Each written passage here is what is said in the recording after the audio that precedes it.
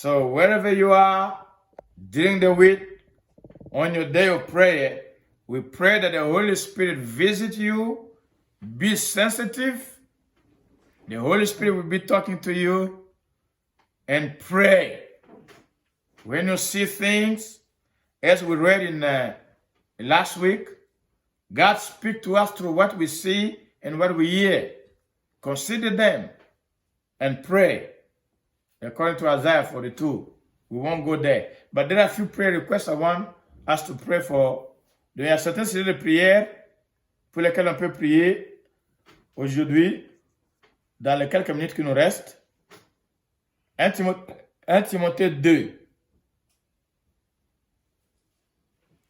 Ça, c'est un livre pastoral. Un livre pastoral, ça veut dire les messages dans ce texte n'étaient pas adressés aux païens, parce qu'il y a des textes, on parle aux païens. N'étaient pas adressés au monde d'une manière générale, comme Jean, quand il disait Dieu a tant aimé le monde qu'il a donné son Fils unique. Ça, il parlait généralement à tout le monde. Mais ça, ce sont des épîtres, ce sont des lettres. Des messages étaient spécifiquement adressés à un pasteur. C'est pourquoi on l'appelle livre pastoral. C'était adressé à Timothée en tant que jeune pasteur dans l'église d'Éphèse, et il lui donne des recommandations. Dans chaque texte, il y a un contexte. C'est pourquoi ne lisez pas la Bible en désordre. Dieu n'a pas parlé en désordre. Quand Dieu a parlé, quand il donnait un message, c'était pour un but bien précis, pour résoudre un problème bien précis.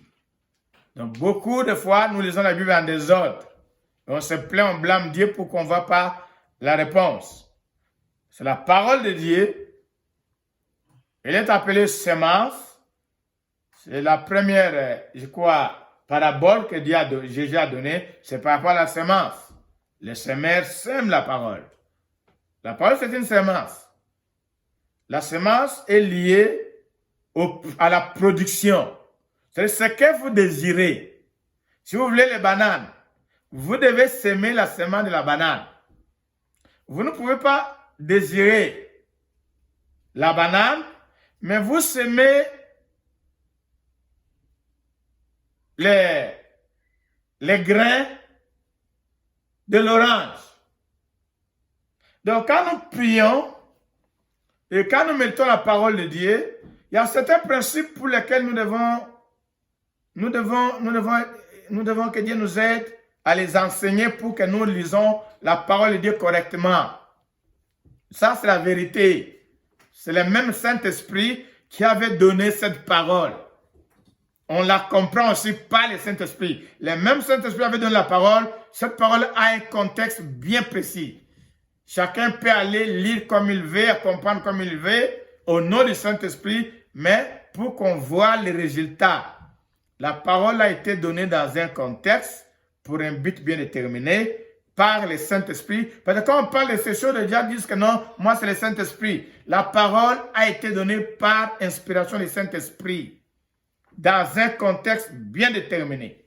Donc nous devons comprendre chaque message que Dieu a donné, c'était pour résoudre un problème, c'était à une audience bien précise, et ce sont les éléments pour lesquels nous devons connaître. Voilà ce qu'il dit à Timothée, pasteur à Éphèse, parce qu'il y avait des problèmes qu'il fallait résoudre. J'exhorte donc, avant toute chose, à faire des prières. Ça, c'est le Père spirituel. Par le Saint-Esprit, Paul parle à Timothée, qui a des problèmes dans l'église, qui a des problèmes dans la ville d'Éphèse. Il lui donne les directives. Vous allez voir ici, je ne veux pas entrer beaucoup dans des détails, parce qu'il y a des problèmes politiques, il y a des problèmes économiques, il y a des problèmes sociaux, il y a des problèmes spirituels, il y a des problèmes familiaux. Donc, il y a beaucoup de problèmes. Quand nous lisons la Bible, il y a beaucoup de choses qui sont derrière, on ne voit pas. Nous, on voit seulement la réponse. Ça, c'est une réponse à certaines réalités qui sont sur le terrain à Éphèse. Il dit, j'exhorte donc, avant toute chose, à faire des prières, plusieurs catégories de prières. Des supplications, des requêtes, des actions de grâce en faveur de qui? Pour tous les hommes.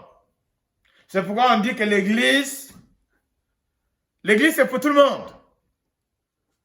Les païens viendront, les politiciens viendront, les malheureux viendront, tout le monde viendra à l'Église pour chercher Dieu. C'est pourquoi la prière, on l'adresse à tous. Mais dans ce cas, il va être spécifique. D'abord, il dit à tous les hommes. 4 catégories, je ne vais pas aller en détail pour faire la différence de ces 4. Mais vous voyez qu'il y a 4 choses qu'il donne là-bas. La prière, les supplications, des requêtes et des actions de grâce. Quelle est la différence pour chacun? Donc, quand nous prions, on doit faire les 4 choses-là. C'est très facile de prier pendant minimum d'une heure. Parce que quand tu fais les actions de grâce, regarde, quand on nous reste seulement 20 minutes, des actions de grâce seulement, tu peux juste prendre une heure en train d'adorer Dieu. Le temps est déjà parti. Il est impossible qu'un enfant de Dieu ne prie pas pendant une heure. Impossible. Quand tu fais seulement les actions de grâce, 20 minutes peuvent passer. Et maintenant, tu vas commencer à faire des requêtes. Après des prières et des supplications. Maintenant, tu commences par toi-même. Tu vas dans ta famille. Tu vas dans ta femme. Tu vas dans tes enfants. Tu vas dans ta maison. Une heure déjà est passée. Mais maintenant, pour tous les hommes. Et puis le verset 3, verset 2, il nous donne la liste de certaines personnes pour lesquelles on doit prier. Verset 2. Il dit pour les rois au pluriel. Il était en Éphèse. En Éphèse, il y avait des représentants des rois. Dans l'Empire romain, les grands chefs, ça c'est un royaume. Aujourd'hui, on parle de domination. On parle d'invasion. Mais bien aimé, le problème n'a pas commencé aujourd'hui.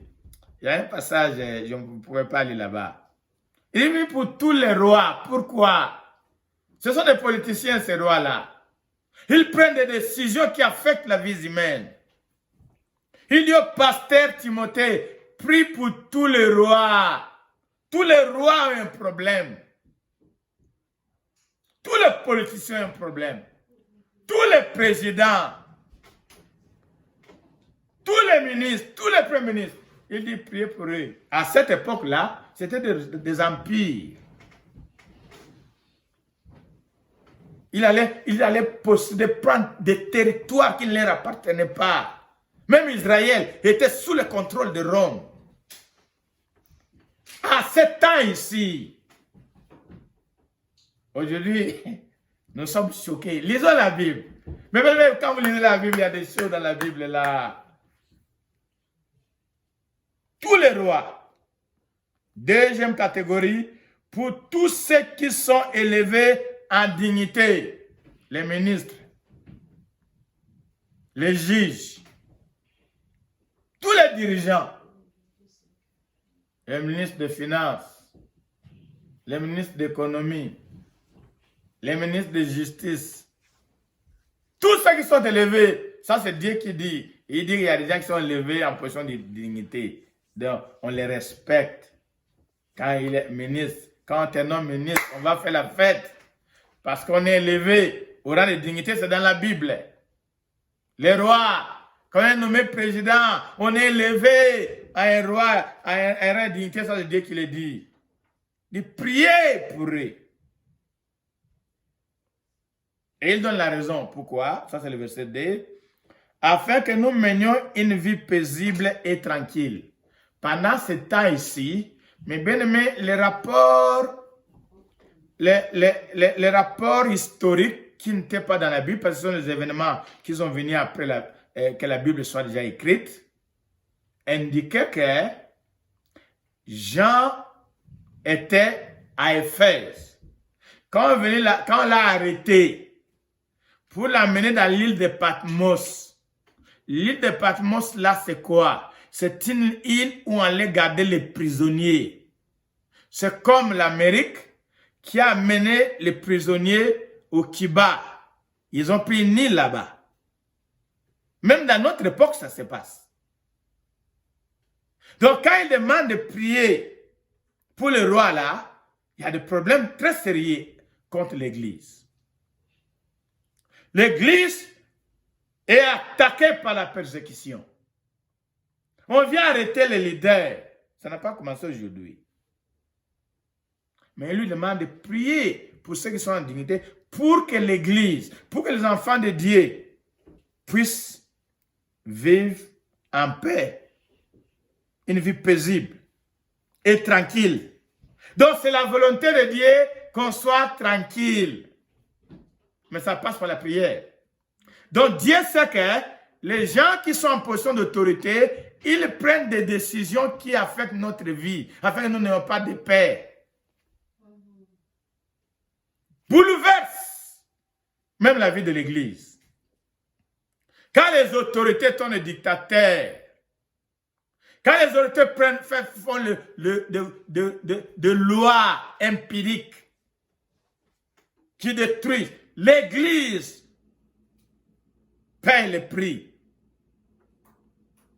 L'apôtre Jean était pris en Éphèse pour l'amener en l'île de Patmos, le faire prisonnier là-bas, prisonnier physique. Parce que ce sont les rois et les hommes politiques qui ont décidé. Donc les politiciens, les décisions des politiciens affectent la vie de l'Église. Et puis là, Dieu demande à travers Paul, et ce même Paul-là était arrêté, emprisonné à Rome. Mais il recommande qu'on prie pour ces gens qui sont en position d'autorité, qui font des lois contre l'Église, qui font les lois contre les enfants de Dieu, qui font les lois qui affectent la vie des enfants de Dieu, pour qu'on ait une vie paisible. Mais bien aimé, aujourd'hui, même l'Église a une vie paisible. Il y a des pays où on ne pouvait pas utiliser le nom de Jésus, on va t'arrêter, tuer. C'est la volonté de Dieu qu'on prie pour les hommes qui sont en position d'autorité. Mais on va prier afin que nous menions une vie paisible et tranquille et toute piété et honnêteté. Pour que la vérité règne dans la nation. L'honnêteté. Verset 3, je vais m'arrêter là-bas. Oh non, cela est bon et agréable devant Dieu, notre Sauveur, qui veut que tous les hommes soient sauvés et parviennent à la connaissance de la vérité. Dieu veut que les rois soient sauvés. Dieu veut que le Premier ministre soit sauvé. Dieu veut que le président de la République soit sauvé. Dieu veut que tous les premiers ministres, tous ceux qui sont élevés en rang de Dieu, qu'ils soient sauvés. Solution, la prière. Prions pour eux. Ne les jugeons pas seulement. Ne les blâmons pas seulement. Ne les accusons pas seulement. Ils sont dans l'aveuglement. Ils sont dans les contrats démoniaques. Ils sont dans le monde du ténèbre. Leur vie, ils sont envoûtés par les ténèbres.